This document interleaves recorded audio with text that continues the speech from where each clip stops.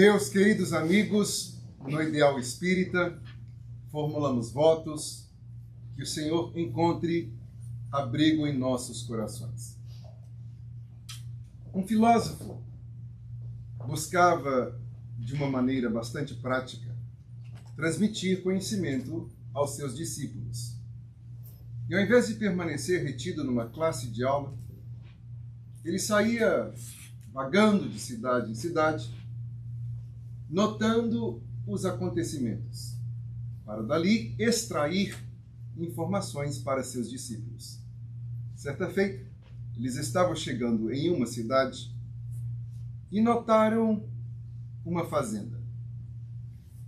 A fazenda parecia totalmente abandonada, porque a cerca faltava paus, arame farpado, não havia plantação de coisa alguma. Nem milho, arroz, batata, nenhuma espécie de animal. No meio da fazenda, uma pequena casa, uma enorme rachadura na parede e telhas faltando. Eles então se aproximaram da pequena casa, certo de que estava abandonada, e para surpresa de todos, saem daquela casa 4 indivíduos: pai, a mãe e seus 2 filhos. Os filhos estavam esquálidos, sem sapatos, apenas com shorts. O pai bastante magro e a mulher com o aspecto da sua fisionomia que revela toda a miséria da família: o cabelo. Ele olhou para mim, hein? O cabelo que parece que, além de proteína morta, tem o seu próprio DNA, que capta a psicologia do momento.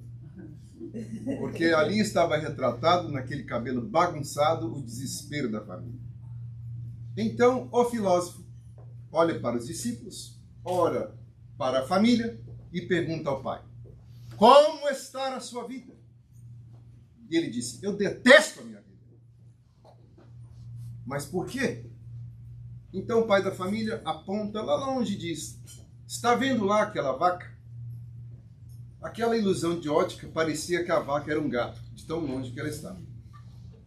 Ele disse: como você pode perceber, não há o que a vaca comer. Nós dependemos da vaca para tirar leite e nos alimentar. Meus filhos caminham a vaca, a minha esposa de vez em quando lava a vaca, e eu tento ordenhar o que pode sair da vaca. Por isso eu detesto a minha vida. Mais uma vez, o filósofo olha para os seus discípulos, olha para o pai de família e diz: desejo-lhes sucesso. E saiu com seus discípulos em direção à vaca. Os animais têm a percepção das pessoas. Então, conforme eles aproximavam da vaca, mais a vaca ia se distanciando, ao ponto que quase eles não olhavam para casa. Estavam distantes da família. O filósofo olha para os seus discípulos e dá a seguinte ordem: desaparecemos com essa vaca daqui. Os discípulos olham para o filósofo: mas, mestre, você está ficando louco? Você acaba de escutar que a vida daquela família depende desta vaca. Não me questione. Desaparecemos com a vaca. Então os discípulos amarraram a vaca em uma corda improvisada e arrastaram a coitada da vaca e ela desapareceu. Passado alguns anos, o mesmo filósofo, com seus discípulos, estão caminhando de cidade em cidade, aprendendo da vida por si mesmo. Aproximam-se da mesma fazenda e se dão conta que agora estava completamente transformada. Madeiras novas, arames farpado por toda a propriedade, plantação de arroz, batata, milho, animais de diferentes espécies. E a casa completamente remodelada, expandida, pintura nova, teto novo. Os discípulos e o filósofo se aproximam da casa. Claro, concluíram que uma outra família houvera comprado a casa, reformado a fazenda, e ali estava. Mas qual não foi a surpresa deles? Que saem de lá os mesmos 4 indivíduos. No entanto, as 2 crianças agora estavam fortes, belos, com mochilas nas costas. Não estavam apenas caminhando a vaca, estavam em direção à escola. O pai de família, muito guapo, e a mulher com o vestido e o cabelo feito. A coisa melhorou. Mais uma vez, o pai de família é abordado pelo filósofo, que o indaga: como vai a sua vida? E ele responde: eu adoro a minha vida. Está fantástica.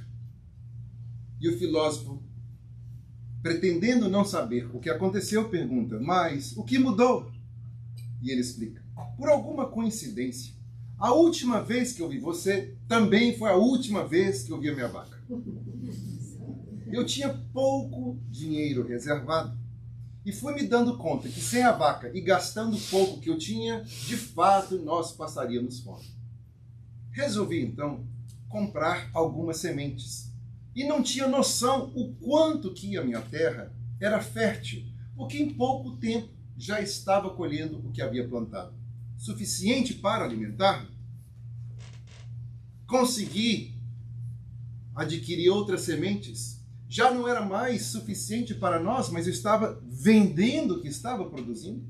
Com isso, comprei outra vaca. A vaca agora tinha que se alimentar, dava-nos leite abundantemente. Consegui vender mais leite, consertar a casa, a fazenda, e estamos muito bem. O filósofo olha para a família, volta-se para os discípulos e conclui: o problema da maioria de nós não é que almejamos muito e conseguimos. É que almejamos pouco e nos limitamos a fazer o menos possível. Somos capazes de muito mais. No entanto, nos acomodamos ao pouco. E isto causa o mal do século, a frustração. Porque nós somos capazes de muito mais, nos limitamos a menos, e isto cria um vácuo. A expectativa que temos de nós mesmos. Como que os indivíduos duvidam da própria capacidade.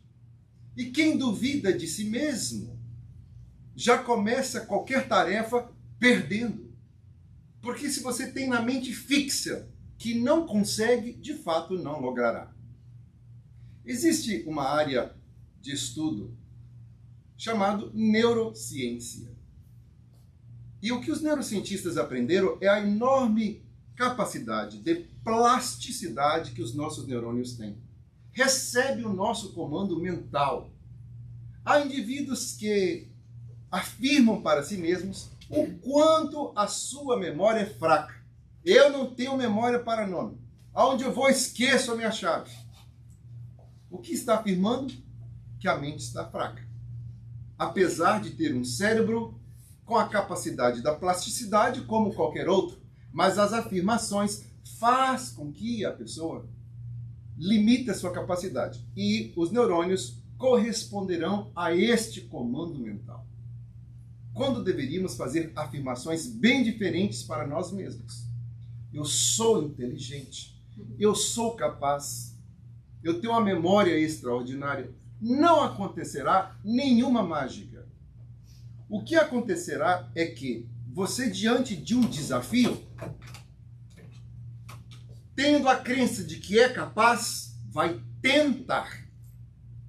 E no exercício de tentar, desenvolve a inteligência. Aprende. Quando há pessoas que nem tentam e, por não tentar, não desenvolvem. Observemos, por exemplo, a criança aprendendo a caminhar.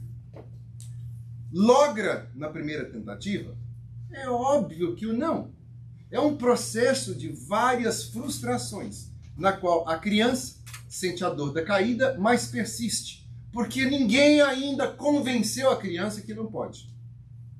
A criança instintivamente quer caminhar e, através de várias aparentes falhas, estrutura a musculatura na perna para poder lograr a caminhar. Assim é a nossa vida, feitas de aparentes falhas que estão nos preparando para o futuro sucesso.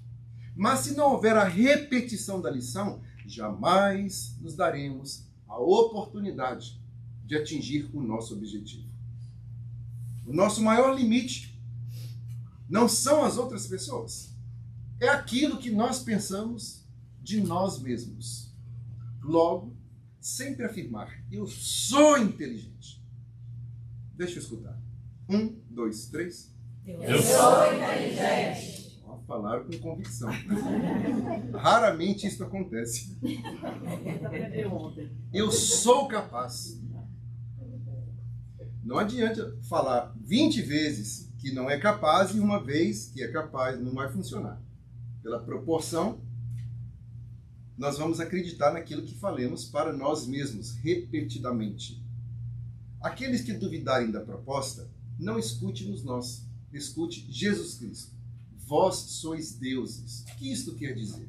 Ser Deus.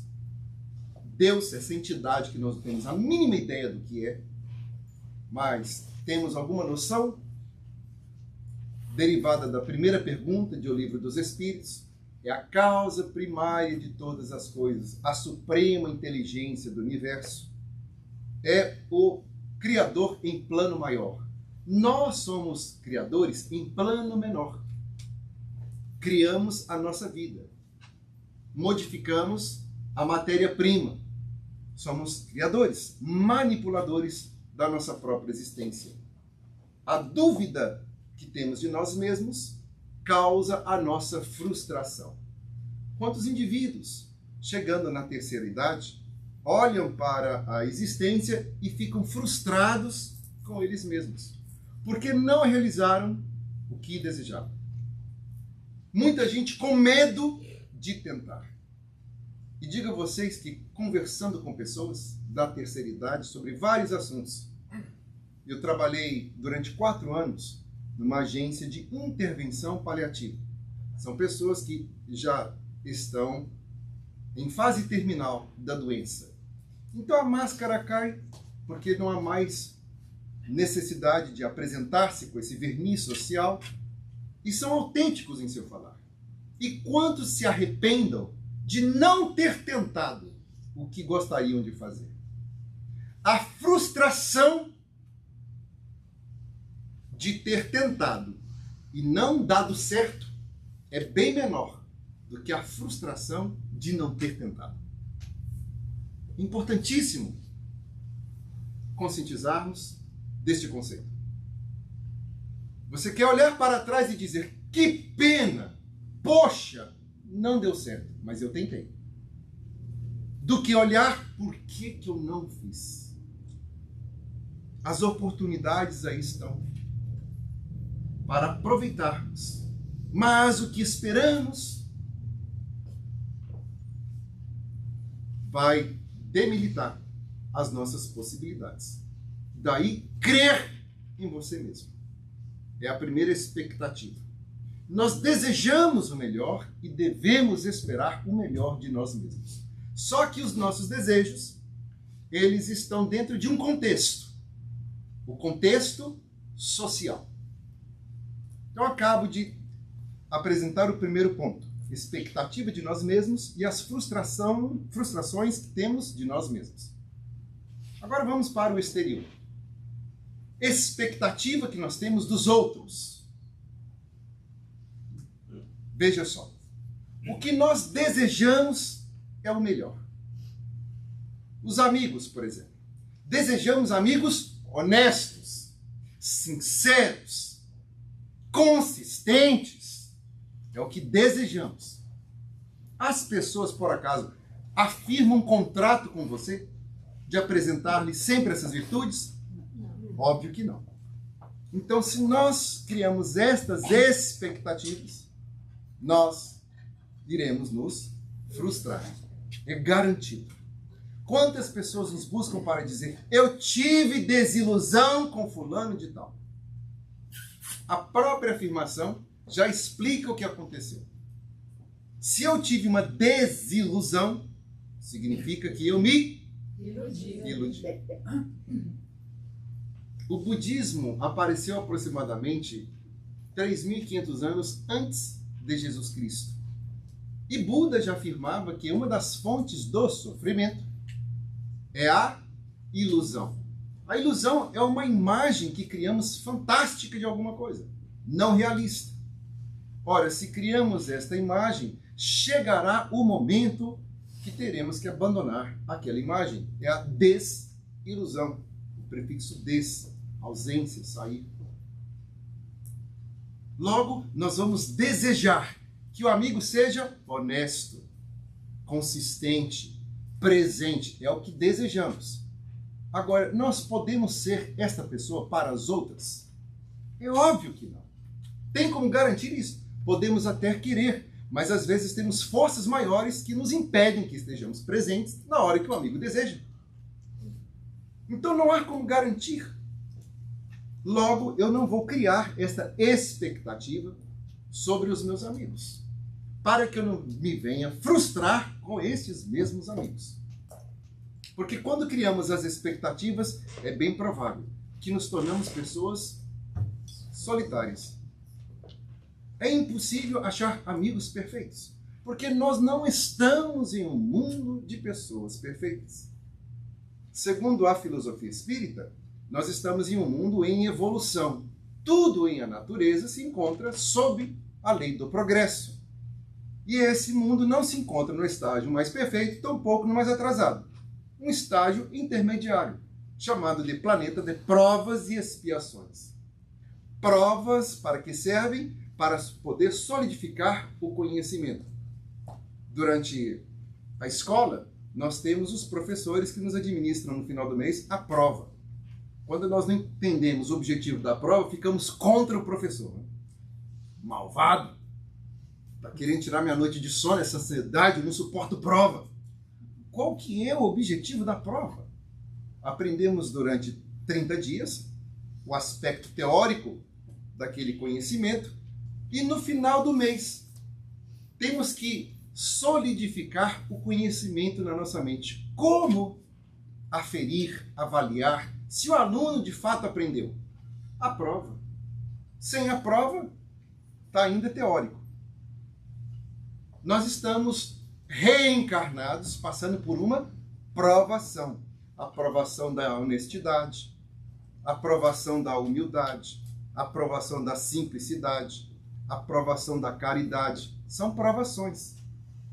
Como saber se nós somos ou temos essas virtudes? Apenas passando pela prova.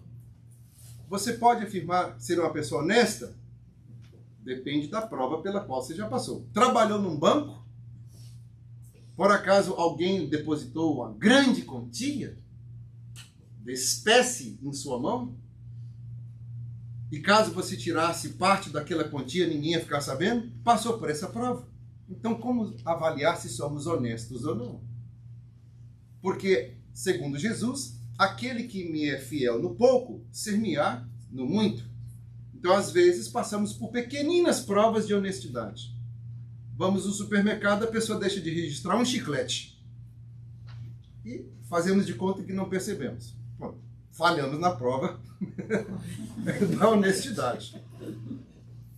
Coisa pequena.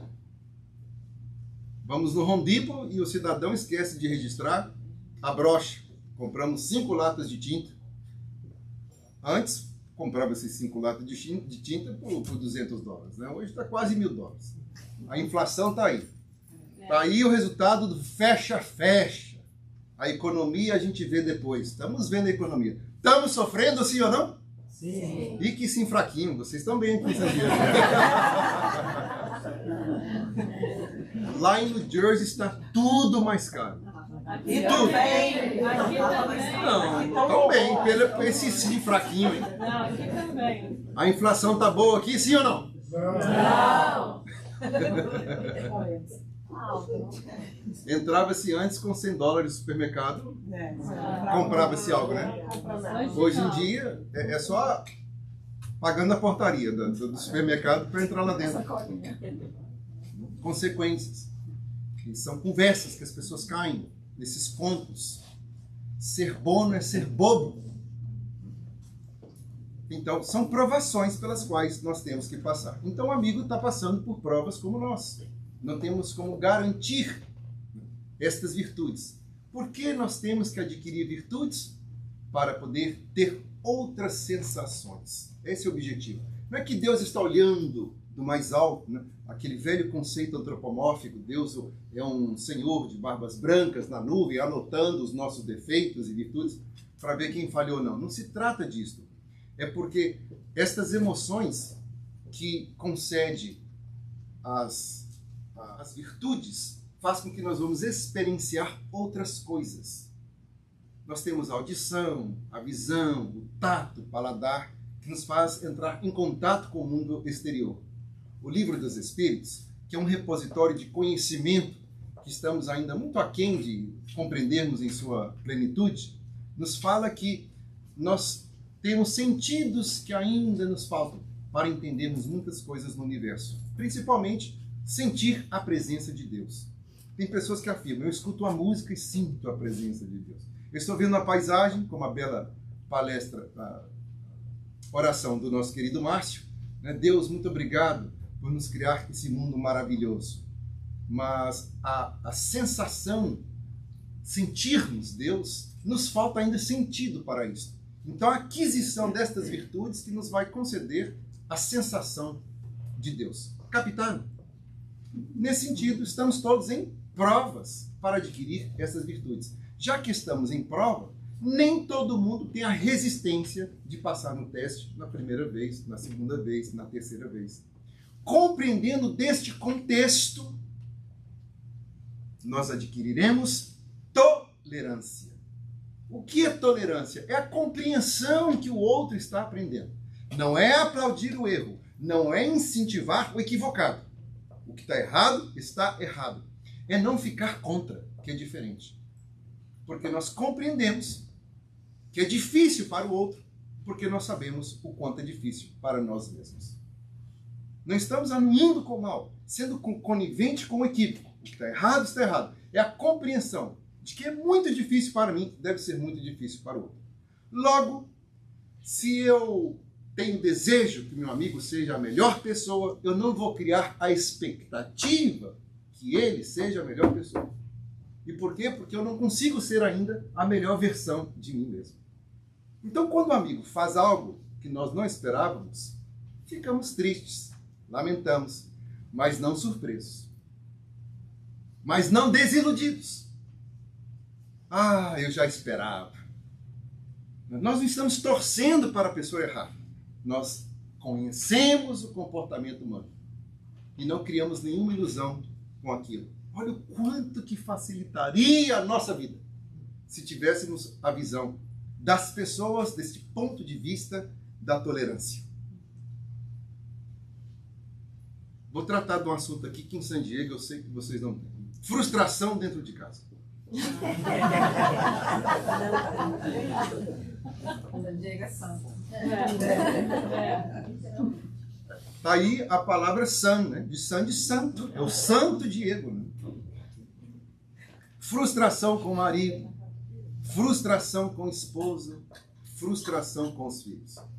O que é que nós criamos? Qual foi o tipo de ilusão que criamos em nossa mente sobre estes indivíduos? Meu desejo é que ele seja o melhor possível, que ela seja exemplar, que os meus filhos sejam santos. Aquela reencarnação de São Francisco de Assis, que veio por nosso intermédio só para nos ajudar. É o que eu quero. Agora, a realidade é bem diferente. Logo, a expectativa será bem diferente. Como que se inicia um relacionamento com ilusões, com expectativas?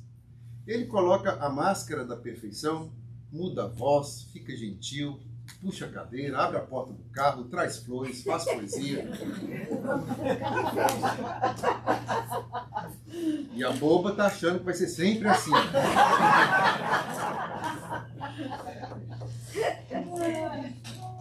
Ele, ontem falávamos um pouco de Carl Gustav Jung, que o Carl Gustav Jung foi um teórico da psicodinâmica que explicou que todos nós temos um componente ânimas e ânimo na nossa personalidade. O seu ânima seria a parte feminina no seu psiquismo. O ânimos seria a parte masculina no seu psiquismo. Então o homem teria feminilidade e a mulher teria masculinidade, o que não tem nada a ver com o que está acontecendo agora, uma outra palestra à parte. Então, se o menino teve um contato com seu ânima, a feminilidade, de uma pessoa saudável do ponto de vista psicológico, a mãe, a irmã, ele constrói essa imagem. E na fase adulta, vai buscar a mãe na namorada. Então, se a mãe cozinhava muito bem... Coitada da ela começa a pedir comida ordenada, né? Ele não está sabendo. É essa daí, né? A mãe cuida do menino com todo carinho. As esposas, já viu como é que o homem fica dengoso quando fica doente? Pior que criança, né? Daí a resposta. Deus também. Se for homem. E aí, o que acontece? Tem até certos casais que confundem a situação e começam a chamar um outro. Isso é muito comum na cultura hispana, né? Mami, papi. Papi, mami. Ó, gente, isso aí é... semear para um relacionamento extraconjugal. Porque se dentro de casa eu tenho um papi, fora eu vou achar o amante. Se eu convivo com a minha mami, eu quero amante lá fora. Nada de mami e papi, não. Chama o cidadão pelo nome, para evitar aí os relacionamentos extraconjugais. Vamos começar com a honestidade. Eu sou assim. Eu tenho essas características. Eu só sugiro que não faça isso no primeiro encontro, senão... o segundo não vai acontecer.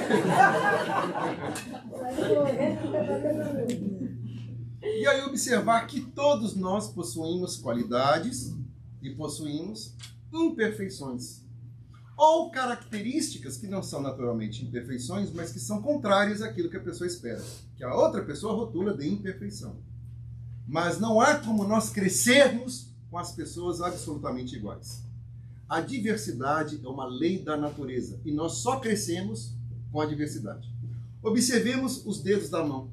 Se todos eles fossem polegar, nem o controle eu conseguiria pegar. Está na diversidade, na harmonia do movimento, no objetivo comum, que é pegar o controle,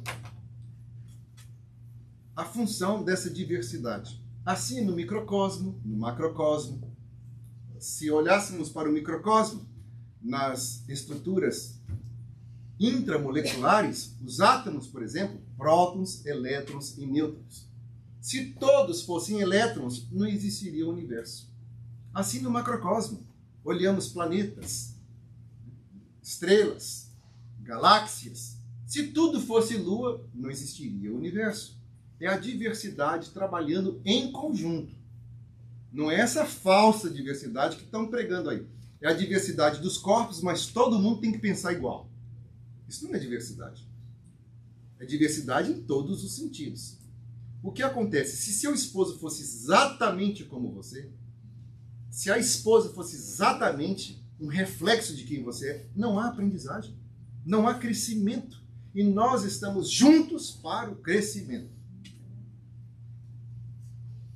Não me olhe feio, por favor. Eu estou apenas ampliando a voz dos espíritos mortais que estão aí os livros para lermos.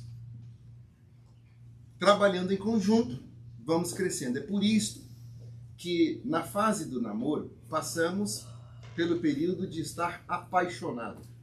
Esta palavra paixão tem a mesma raiz etimológica da palavra patologia. Está apaixonada, está doente. Que a criatura não enxerga a realidade.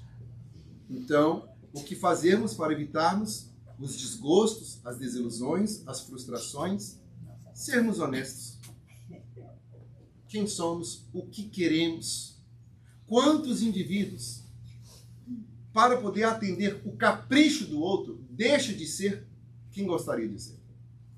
Alguém que sempre quis ser um engenheiro, por exemplo, mas ela diz, eu sempre sonhei com um cantor. O cidadão é super desafinado. Mas vou atender à vontade dela. Vão os dois morrer de fome. Né? E o que acontece? Ele pode até trabalhar como cantor, mas vai detestar o trabalho. E fica muito difícil de nós detestarmos e gostarmos dos outros. Observe que quem não gosta de outras pessoas é porque não gostam deles mesmos. Dificilmente, é quase impossível você se detestar e gostar de uma outra pessoa. A gente tem que gostar de nós. E para gostarmos de nós, temos que ter tolerância, observarmos as virtudes, para nós entendermos como são as outras pessoas. Aí a gente gosta dos outros, com as imperfeições e com as virtudes, porque nós sabemos o quanto aquilo nos custa. Ele diz, eu sempre quis casar com uma bailarina. Ela não entende nada de dança. Queria ser dentista. Então o que se faz? Não vamos desistir de ser quem nós somos. Criar essa grande frustração. Nos iludir com os outros. Vou ser autêntico. Então, o que você gostaria de ser? Ele vai dizer, eu sempre quis ser um engenheiro. E por que a engenharia? Eu acho lindo esse título. O que falta para você ser engenheiro? Eu nunca fui à escola. E o que te impede agora de ir à escola? Às vezes é simples vontade, porque oportunidade tem. Eu já estou com 50 anos, então para quê? Quando eu escuto alguém me falar que está velho, que tem 50 anos, dá vontade de avançar na garganta. Mais uma vez, esse trabalho de intervenção paliativa, quando um paciente vinha com uma enfermidade terminal, que tinha aí 75, 85, mais ou menos, a gente achava esse momento aí que a pessoa estava muito nova. Porque a gente tinha paciente de 107 anos de idade. 107, foi a pessoa mais idosa que eu já tive. Tive de 104, 103, mas essa de 107. Caminhando, a mente super lúcida. E como o vício da leitura. Lia um livro praticamente por semana. De tudo. A mente, então, 100% lúcida. E hoje em dia o pessoal só em série de Netflix, né? Contas que o marido disse à esposa, quando você me vê conectado a tubos, absorvendo apenas líquido, né? Por favor, tire a tomada. Achando que estava orientando a esposa para um dia tiver uma doença terminal. Ela foi lá e desligou a televisão na hora. Né? Era o que ele estava fazendo. Bebendo, assistindo um jogo. Né? Observando o líquido conectado à máquina. Se você está com 50, eis a matemática. É bem provável que você não chegou na metade da sua existência física. Não chegou na metade. Mas lembre que nós dissemos no início, se eu afirmo a mim mesmo que eu sou incapaz, que eu não tenho memória para aquilo, é claro que eu não vou conseguir, porque eu estou afirmando e agora farei um esforço muito grande para que essa profecia converta-se numa realidade. Mas a realidade é que é bem provável que você não chegou na metade da sua existência. E à medida que a ciência vai avançando, a nossa longevidade também vai aumentando. É bem provável que em 2040 a média de idade já subiu aí mais uns 5 anos. Veja o esforço que estão fazendo para poder mudar o Social Security. Estão acompanhando essa conversa? Porque a pessoa hoje aposenta com 65. Mas o que acontece? Aposenta com 65 e vai morrer com 95, são 30 anos mais, dependendo da população atual. Não há sistema que aguente isso. Acontece um colapso na economia. Nós precisamos de jovens, gente reproduzindo. Hoje, a taxa natalícia está 1,8. Para sustentar a atual economia, tem que ser 2,2. Então o problema não é de excesso de gente, é de poucas pessoas que estão nascendo. E quanto os casais egoístas, que não querem ter filhos, né? Namoram eternamente, passeiam eternamente, e não têm responsabilidade da procriação. Ter filho é maravilhoso, maravilhoso. Os cabelos ficam mais brancos, com mais rapidez, né? Paciência, tolerância, mas é fantástico ter filho. A sensação de chegar em casa e uma criança correr aos seus pés, estou com saudade de você, mamãe te amo, papai, é uma emoção inigualável. Mas, do ponto de vista da sensação prazerosa, hedonista, eterna, muitos optam por não ter mais filhos. E outros nem querem casar. Há uma situação difícil que nós estamos vivendo. E o que acontece? No plano espiritual, olha a beleza da filosofia espírita. Aprendemos que nós planejamos a nossa futura reencarnação. Nessa futura reencarnação, o planejamento é uma análise que fazemos das encarnações pregressas. Pessoas a quem prejudicamos, pessoas a quem nos prejudicou. Então fazemos planos, vamos reencarnar juntos e vou receber vocês 4 que eu prejudiquei como os meus filhos. Através do meu carinho, do meu amor, dedicação como pai, como mãe, eu vou reparar essas dívidas.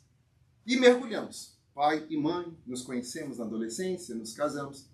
E aí ficamos eternamente usufruindo da vida doce e não recebemos. Aí reencarna um, está no ventre, mas opta pelo aborto. Volta para o plano espiritual, estão muito jovens e inexperientes, vamos perdoar. Tento entrar de novo no ventre, através da reencarnação. Aborta uma segunda vez. Aí há menos tolerância, poxa vida, tem nós 4 ainda para receber, como vai ser? Vamos tentar de novo, aguarda o momento, o óvulo é fecundado, a união do espírito com o ovoide, começa o desenvolvimento, o terceiro aborto. Aí pronto. De pessoas que poderiam passar a ser filhos, passam a ser os nossos inimigos, obsessores. São aqueles mesmos que produzem o divórcio daquelas 2 criaturas. Se caso você conheça alguém que passou por semelhante situação, o objetivo da palestra espírita é esclarecer para consolar e não criar culpa em ninguém. Caso isso aconteceu, oriente a pessoa que você conheça. Não há erro que não seja reparável. Tudo é consertável na vida. Tudo não deve ser repetido, mas tudo é consertável. E consertamos o erro do passado através das ações do bem. Não é para sairmos daqui com a mente pesada. O objetivo é nos liberar, é nos promover os consertos. Estou aqui explicando, porque o objetivo não é falar para agradar, e sim falar para agradecer. E estamos tendo esse problema, que é de nível individual e, ao mesmo tempo, social, porque está tendo este colapso. Então, aí a mudança do Social Security para que a pessoa venha aposentar com 70 anos. Naquele país que um dia foi o país do futuro, a promessa, e está em uma ladeira bastante abaixo, tem pessoas que se aposentam com 45 anos de idade, 50 anos de idade. Que sistema aguenta uma coisa dessa? Nenhum. Mas, à medida que a tecnologia vai avançando, a nossa longevidade vai aumentando, é bem provável que nós, que estamos aqui cuidando desta máquina biológica, vamos morrer com 120, 125. Então tem mais 70 anos para frente, quem tem 50. Se nós estamos insatisfeitos com a nossa profissão, com a nossa vida, não tem como voltar e consertar os 50 que já passou. Mas com certeza temos como qualificar os 70 anos que virão. De quem depende isso? Do meu vizinho? De Deus? Satanás, que não existe? Dos espíritos obsessores? Não. Depende de nós mesmos. E estamos aqui no país dos exemplos nesse sentido. Já ouviram falar da história do McDonald's? O fundador do McDonald's, eu creio que ele começou, quando ele encontrou com a proposta do McDonald's, ele está com 55 anos de idade. Ele morreu bilionário. Teve uma visão de expandir o negócio que estava preso só no local. São inúmeros os exemplos que nós temos para que possamos desenvolver as nossas aptidões e ficarmos felizes conosco mesmo. Porque nós temos controle de nós, não temos controle das outras pessoas. Temos sob a nossa responsabilidade, agora eu falei de mim, da esposa, do esposo, agora eu falarei dos filhos. Temos sob a nossa responsabilidade os filhos. Quem são os filhos? Como explicamos, são indivíduos com quem nós temos relações reencarnatórias no passado. Podem ser essas relações positivas e relações que devem ser reparadas. Eles estão sob a minha tutela. E ontem, conversando com o Márcio, ele disse uma frase bastante forte. Se você está aqui, você mora sob o meu lar. Quem manda aqui sou eu. É exatamente isso. Está sob a nossa tutela? Está ainda dependendo de mim? Então quem manda aqui sou eu. E vamos direcionar essas crianças para o melhor caminho. Mas quantas pessoas guardam frustrações que os filhos não foram o que eles pretendiam para a sua existência. Pai e mãe que tentaram tudo e o filho hoje é totalmente contrário àquilo que eles desejavam. O que fazer? Olha, vamos compreender que são espíritos imortais, não são nossos. Estão conosco, mas não nos pertencem. São criaturas de Deus. Qual que é o nosso objetivo? Prepará-los para a vida. Depois de adulto, agora eles estão com a semente dos nossos conhecimentos, da nossa educação. O que farão com essas sementes depende agora dessa criatura que é um ser à parte. Na realidade, não é meu filho, é meu irmão em humanidade. Eu orientei da melhor forma possível. E não vou frustrar-me. Vou ficar triste, lamentar, porque qual pai e mãe consegue enxergar um filho tomando decisão equivocada? Claro que não. Nós amamos aquela pessoa. Queremos o melhor para aquele indivíduo. Mas escolhe um caminho que não é o nosso. Nós lamentamos, ficamos tristes. Mas evitar o desespero, a frustração, porque é um filho de Deus e estava temporariamente sob a minha administração. Porque há mães e pais que deixam de viver porque os filhos tomaram um outro caminho e eles avaliam a própria vida pelo que aconteceram com os filhos. Em muitos casos, faz muito sentido. Porque lá em New Jersey, ai, que bom que eu posso falar essas coisas, que eu não estou lá, eu estou aqui. Está sendo gravada a palestra, né? Então eu não posso mais falar. Através dos anos, a quantidade de pessoas que nós vimos que passaram lá no centro espírita, com coisa que fosse uma estação de descanso e desapareceram. São pessoas que vêm e sentam para poder escutar a palestra e já logo pegam no sono. Essas cadeiras não são as mais convenientes, porque elas são extremamente confortáveis. Apagam a luz. Sentam confortável. Graças a Deus que não comeram feijoada antes. Eu não estou iludido que vocês vieram aqui assistir a palestra. Vieram para a feijoada. Logo, encostam na parede e pegam no sono durante a palestra. E começa a sair um líquido esbranquiçado da boca. E depois você pergunta, gostou da palestra? Gostei. Gostou de qual parte? De tudo. Mas você estava dormindo, né? É porque eu estava doando ectoplasma. Estava doando ectobaba, não ectoplasma. Acho interessante que para assistir o futebol, ninguém assiste o futebol em desdobramento, né? Eu estava lá no campo, dormindo, assistindo o jogo de futebol em desdobramento no plano espiritual. Ou a novela, né? Ou o filme. Todo mundo com total atenção. Mas na palestra, no momento de aprender, vai desdobrar. Sair do corpo, ir para outro lugar. Pode ser um cansaço físico, mas também pode ser inimigos espirituais nossos, obsessores que não desejam que nós venhamos a aprender. Lá de fora, envia-nos soníferos para que nós venhamos a cair no sono, para manter o mesmo padrão de pensamentos, de vibração, de conexão. A proposta é do Cristo. Busque a verdade e a verdade vos libertará. Se eu, então, me permaneço na mentira, a mentira vai me manter preso. Então, eles não querem que eu me liberte. Como é que eu posso me libertar? Buscando conhecimento para livrar da ignorância, tudo aquilo que eu desconheço. Envio, então, soníferos para que não venhamos aprender. Então, passados-se muitos anos, às vezes a pessoa vinha, dormia um pouquinho, frequentava algumas reuniões, fui lá tomar um passe. E de repente, eu encontrava com essas pessoas na rua. Ciclano e fulano.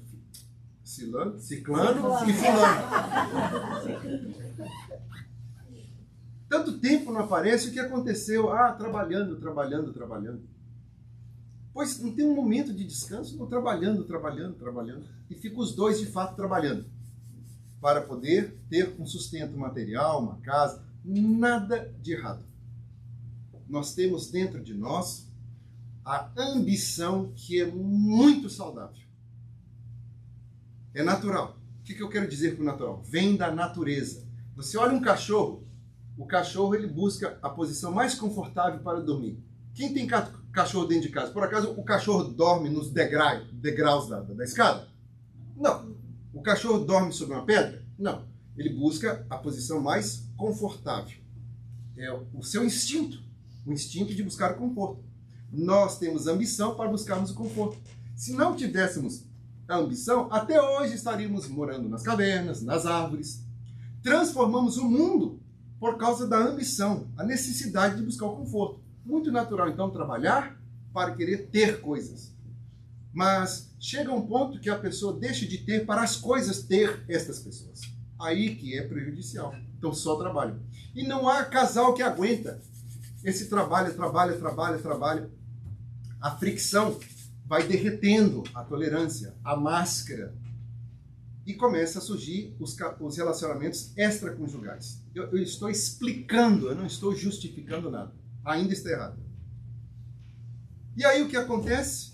Na hora do divórcio, vem o advogado e pega 30% do divórcio. Então eu explico, poxa, ir ao centro é um investimento financeiro.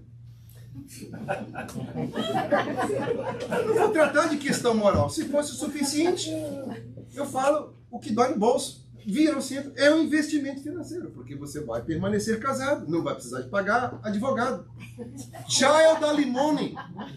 Sabe o que é o child alimony? Você separa, você tem que estar pagando eternamente. O cidadão tem 18 anos. E quando a pessoa divorcia, fica recebendo do marido, ou recebe da esposa, que há casos também, tem um novo parceiro dentro de casa, todo um relacionamento, mas não casa, para ficar eternamente recebendo. Você imagina de fora assistindo essa situação? O seu dinheiro suado, indo para que outra pessoa que está usufruindo do corpo que você usufruiu, com o seu dinheiro? Não é mais fácil vir ao centro, gente? Eu acho. Muito mais. Mas falemos dos filhos, que é o que eu estava tratando. Então, perguntava, mas o que aconteceu? Você jamais apareceu? Não, é porque o meu filho tem que ir para a escola segunda-feira. Não, meu filho faz balé, meu filho faz judô, faz karatê, pula de asa delta. Mas tempo para o centro? Não tem tempo. Aí aquela criatura cresce sem nenhum norte a seguir. Chega na adolescência, uma vontade natural de sentir-se partícipe do grupo local. E se o grupo local está com a maconha, vou fumar maconha. Está com a cocaína, vou fumar a cocaína. Aí, o desespero dos pais. Porque agora que o filho é um drogado, a filha é uma drogada, tem que pagar uma clínica de desintoxicação. Sabem quanto custa uma clínica de desintoxicação? Caríssimo! E os pais estão dispostos a gastar tudo, porque o filho que falhou é um reflexo de como educou aquelas criaturas. Então me sinto frustrado como indivíduo e gasto tudo. Não é mais barato trazer o filho para o centro espírita? Não é mais barato que o filho participe das reuniões? Para que eu não tenha que gastar tanto dinheiro com desintoxicação? mas é uma questão de pulso. Aqui você vive, você está sob a minha responsabilidade.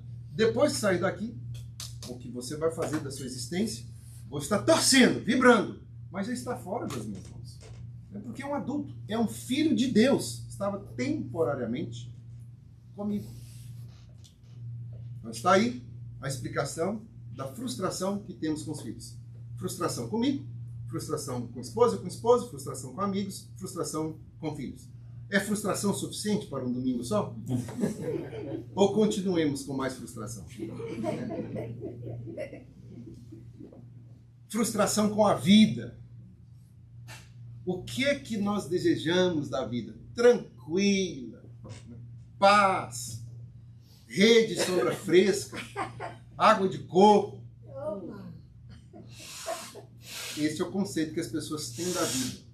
Nós reencarnamos para poder progredir. A nossa missão é sermos pessoas mais inteligentes e pessoas com mais virtudes. Essa é a nossa missão. Já que estamos numa escola, a escola será difícil.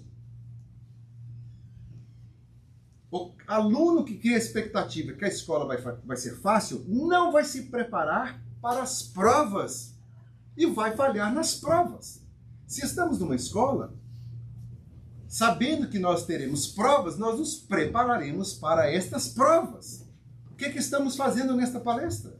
Estamos nos preparando para as provas. Todos os domingos que aqui você vem escutar a palestra é um preparamento para a prova. A prova que eu garanto que virá. E quanto mais conhecimento nós tivermos, mais investimento estamos colocando para poder superar esses desafios.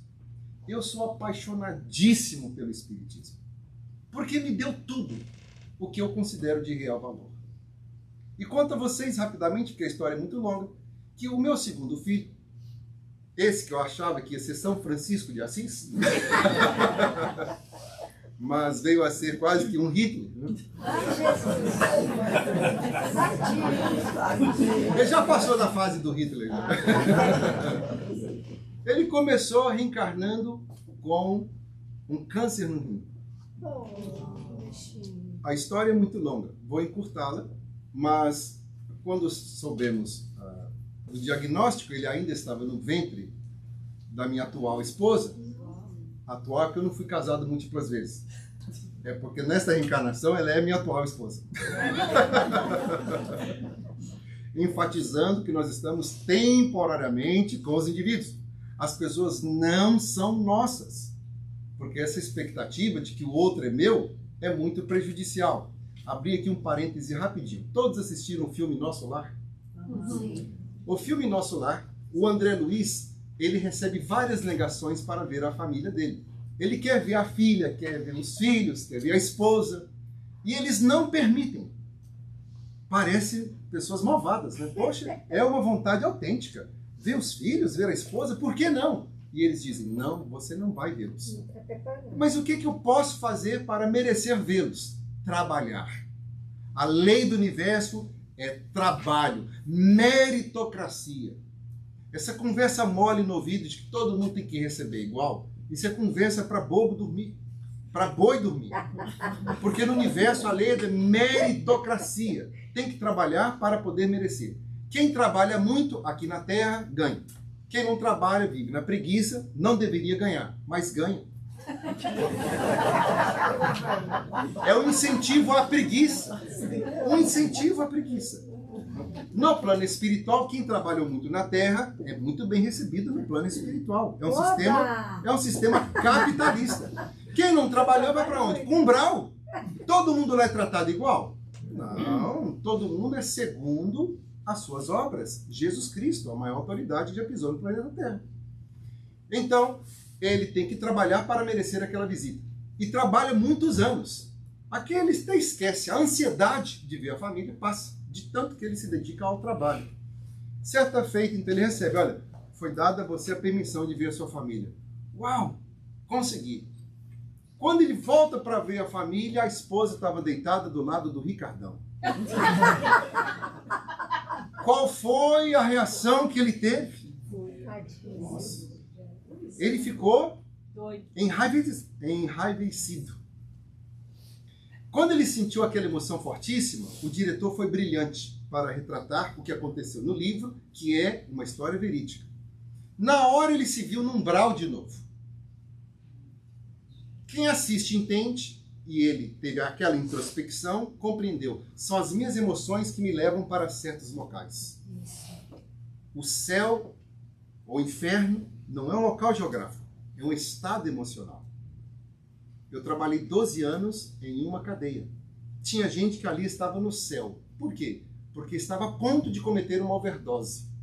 Então, quando são presos, meu Deus, graças a Deus, passado umas 3 semanas, né, do período de desintoxicação, chega à conclusão, volta a si. Nossa, eu estava a ponto de me matar. Eu vim para o céu.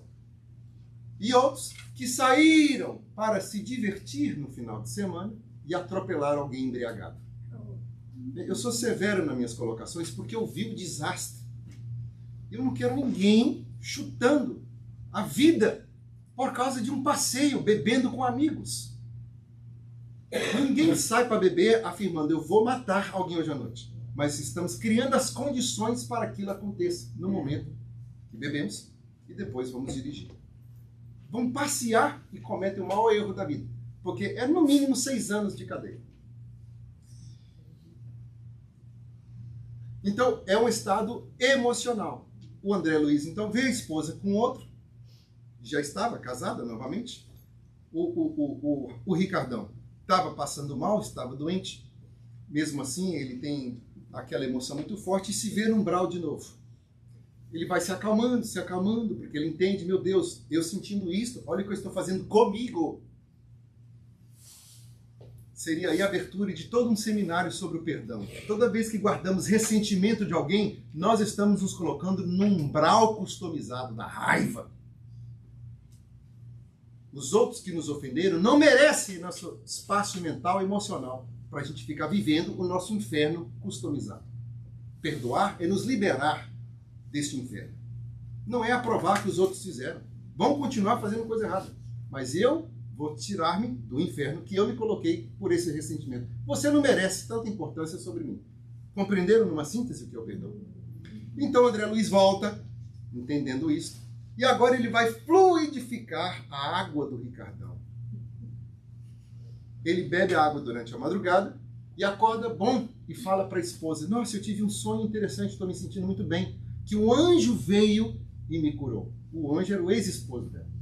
Nesse momento ele volta para o nosso lar e ele é recebido pela cúpula do nosso lar, porque agora ele de fato era um cidadão daquela cidade, porque ele superou a ele mesmo. Fantástico, não? A superação de si mesmo. Logo, aquelas pessoas que por ali passaram perderam a oportunidade, gastam dinheiro com filho, gastam dinheiro com desintoxicação, com relacionamento extraconjugal, não compreenderam a importância deste ambiente para nós, dessa filosofia em nossas vidas, para evitar problemas e nos trazer a paz. Disse-nos o Cristo, João, capítulo 16, versículo 33. Eu vos tenho dito, no mundo tereis aflições.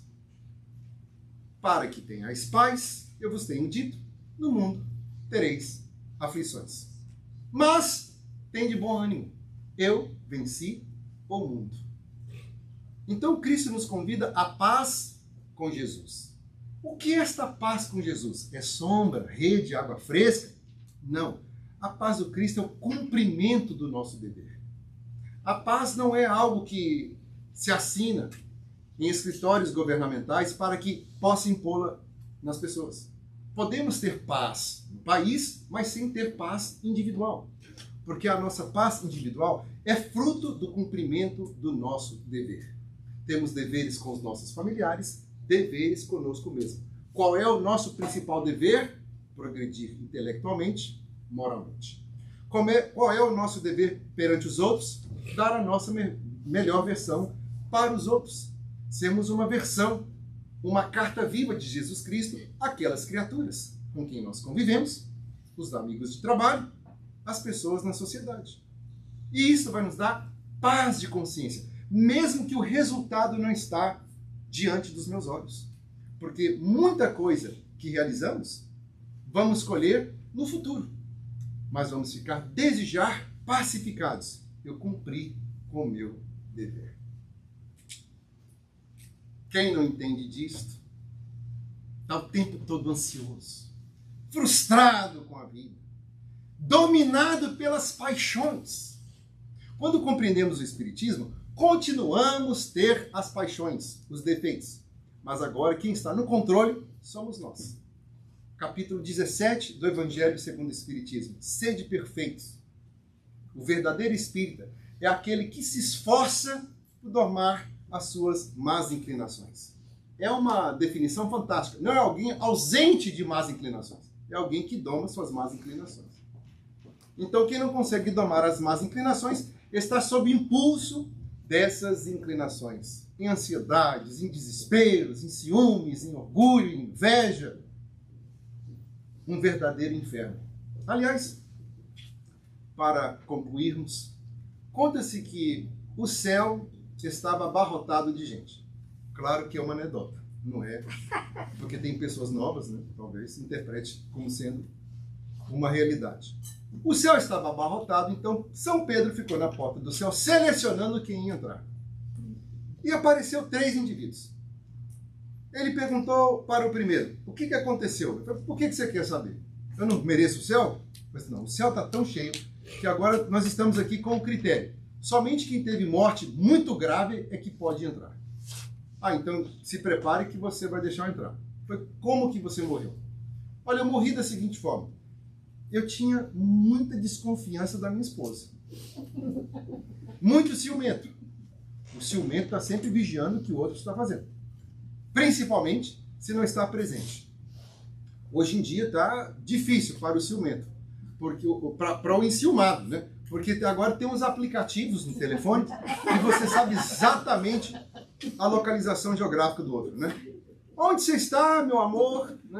Estou aqui na rua 45 com a 47. Não, não está não. Aqui no aplicativo está falando que você está na 37, a 1h20, com 42 segundos, né? Tá difícil.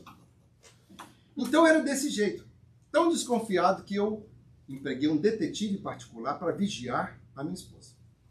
Eu estava no meu trabalho e saí da conversa com o detetive no telefone. Ele me perguntou onde que eu morava, deu o endereço direitinho. Moro no 12º andar daquele edifício. E não passou nem 2 horas, ele me telefonou. Olha, eu vi alguém entrando aqui no edifício e está a caminho do seu andar. Eu saí tão esbaforido, tão desesperado, quase que eu saí atropelando as pessoas na rua. Quando eu chego lá, eu escuto um zum, zum, zum. Eu não conseguia respirar de subir o elevador naquele desespero. Então, na hora de encaixar a chave na porta, eu não conseguia achar o orifício da porta. E escutava um zum, zum, zum lá dentro. Aí que eu fiquei mais nervoso. Quando eu entrei, eu olho para minha esposa, eu olho para minha casa e da sacada do meu edifício eu vejo o Ricardão pendurado. Está lá o homem.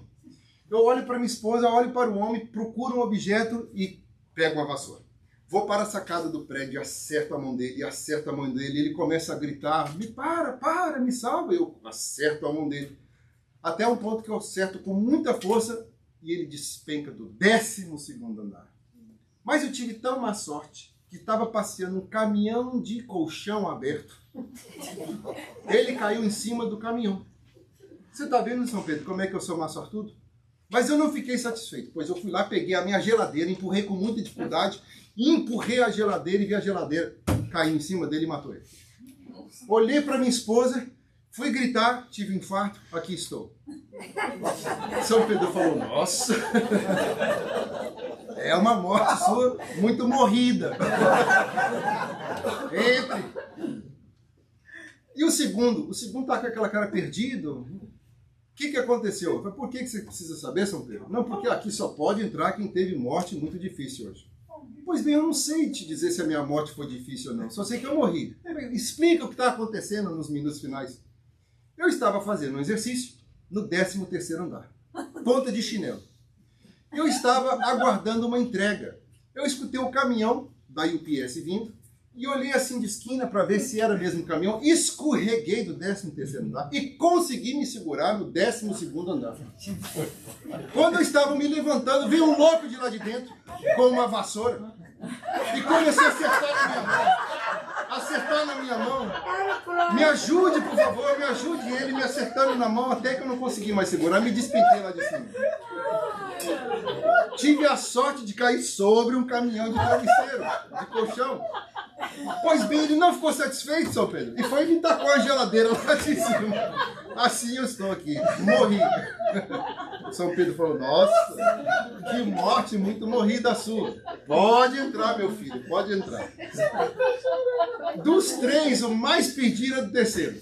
O que aconteceu com você? Mas por que você precisa saber? Só pode entrar quem teve morte muito difícil. Eu não sei te dizer como é que eu morri, filho. Não como? Eu não sei te falar. Me conte seus minutos finais. Eu não sei, São Pedro, eu não sei. Mas como não sabe, o que você faz da vida? Qual é a sua profissão? Você morreu eletrocutado? O que aconteceu? Morreu trabalhando? Eu não sei. Ah, você acertou, sim, eu estava trabalhando. O que você é? Eu sou técnico de reparação de eletrodomésticos. Eu recebi uma ligação de manhã de uma senhora que precisava consertar a geladeira dela. Eu estava consertando a geladeira. De repente ela começou a gritar, meu marido, entre na geladeira. Eu fui e entrei. Fiquei quietinho. De repente eu senti a geladeira mexendo. Despenquei lá de cima. E aqui estou.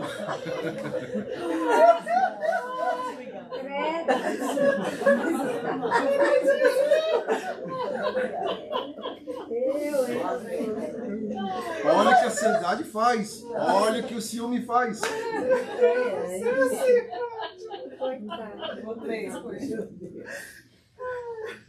O conhecimento da filosofia espírita é fantástico. Porque faz encararmos os problemas de uma maneira tão diferente. Transmitir a mensagem com alegria, porque se nós estamos falando de coisas boas, o objetivo é nos tornar bons e também vivenciar da melhor forma possível. Como falar de paz, de alegria, inspirar ânimo com carantonha, com tristeza? Porque essas paixões são, de fato, difíceis de serem superadas. Se nós não temos as reais expectativas da vida, a vida é difícil, é plena de desafios. Tudo se torna difícil para nós. Então, sou muito agradecido à filosofia espírita, porque quando recebemos aquele diagnóstico, ficamos tranquilos.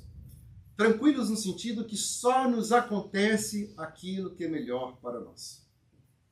Ele está resgatando, nós estamos resgatando, e vamos agora orar para que a nossa vontade se curva à vontade de Deus. Deus sabe qual é a nossa vontade. Nós não sabemos qual é a vontade de Deus, mas o Espiritismo nos dá a noção da natureza da vontade de Deus, que é boa.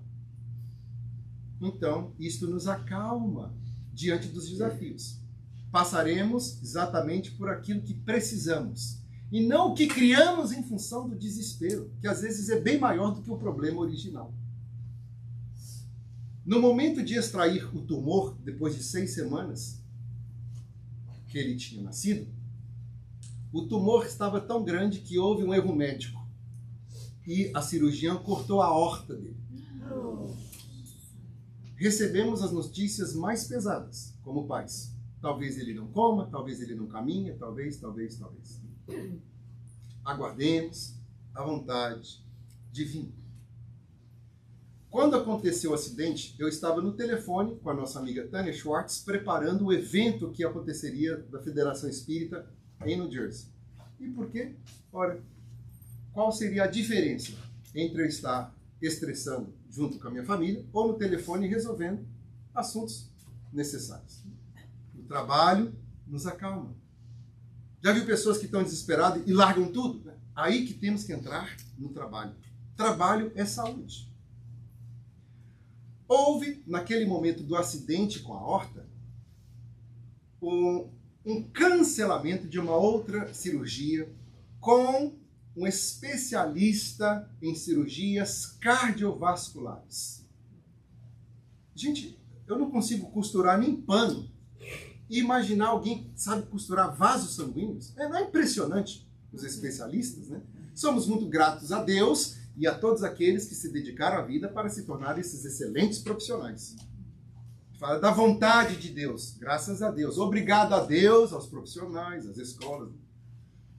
Então, foi cancelada uma cirurgia com o cirurgião de vasos sanguíneos no momento que estava acontecendo um acidente da aorta do meu filho. Chamaram ele na hora. Ele estava lá vestido para poder consertar o erro. Não é impressionante? É. A história é longa, mas passado algumas semanas, a cirurgiã que foi a razão do acidente desistiu de fazer cirurgias. E o cirurgião ancião me telefonou falando da desistência dela. E eu pedi a ele permissão, algo que eu acho que ele não deveria ter dado, mas deu. Né? Aí está a intervenção divina. Você poderia me dar o telefone dela? Eu queria conversar com ela. E ele me deu. E telefonei para ela, dizendo a ela que talvez na sua autoconfiança exagerada, ela não prestou atenção no que estava fazendo. Mas que o meu filho foi instrumento para que ela pudesse tomar atenção em todas as futuras cirurgias, porque havia milhares de vidas que iam depender daquelas mãos abençoadas dela. E eu era muito agradecido por ela ter participado aqui. Ela se esbanjou de chorar no telefone e falei, claro, eu não perco a oportunidade. Né? Que eu acredito na reencarnação. Aí vem a doutrinação. E ela voltou a fazer cirurgia. O meu filho ficou muito bem.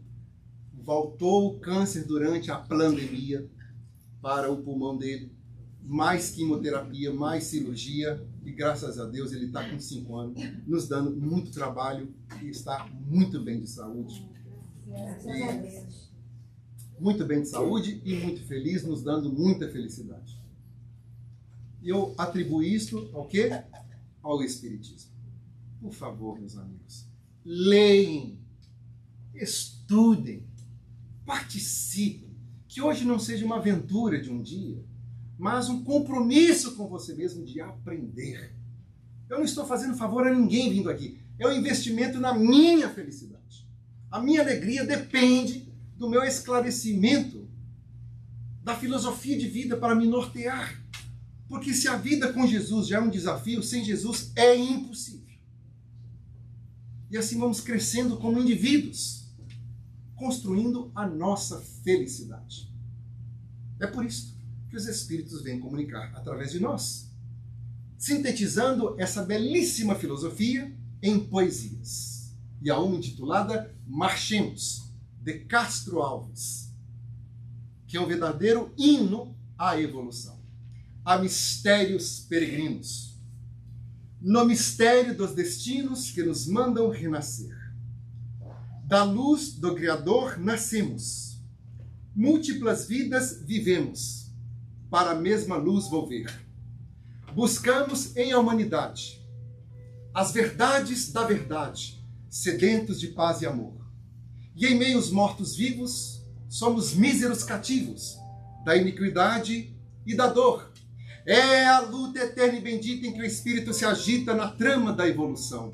Oficina onde a alma presa forja a luz, forja a grandeza da sublime perfeição. É a gota d'água caindo no arbusto que vai subindo, pleno de seiva e verdor. É o fragmento de estrume que se transforma em perfume na corola de uma flor. É a flor que, eterna expirando, cai ao solo fecundando o chão duro que produz, deixando aroma leve nas aragens que passam breve nas madrugadas de luz. É a rija bigorna o malho, pelas fainas do trabalho, a enxada fazendo o pão. É o escopro dos escultores, transformando pedra em flores, em carraras de eleição. É a dor que através dos anos, dos algozes e dos tiranos, anjos puríssimos faz, transmutando neros rudes em heraldos de virtudes, em mensageiros de paz. Tudo evolui, tudo sonha, na imortal ânsia risonha de mais subir e mais galgar. A vida é esplendor, Deus somente é o seu amor, o universo é o seu altar. Na terra às vezes acendem radiosos faróis que esplendem dentro das trevas mortais. Suas rútilas passagens deixam fulgores imagens em reflexos perenais. É o sofrimento do Cristo, portentoso jamais visto no sacrifício da cruz, sintetizando a piedade, cujo amor à verdade nenhuma pena traduz. É Sócrates e a cicuta, é César trazendo a luta, tirânico e lutador, é Celine com sua arte, ou Sabre de Bonaparte, o grande conquistador.